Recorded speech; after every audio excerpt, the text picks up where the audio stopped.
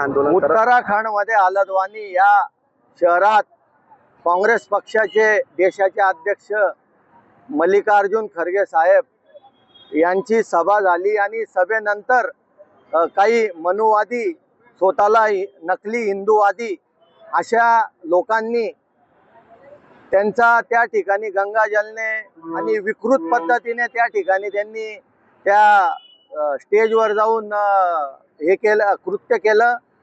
त्याच्याबद्दल आम्ही धुळे जिल्हा काँग्रेस कमिटीच्या वतीने या ठिकाणी सगळे जिल्ह्यातील शहरातील सगळे काँग्रेस पक्षाचे ज्येष्ठ श्रेष्ठ कार्यकर्ते सत्याग्रह आंदोलन करण्यासाठी आम्ही या ठिकाणी बसलेलो आहोत।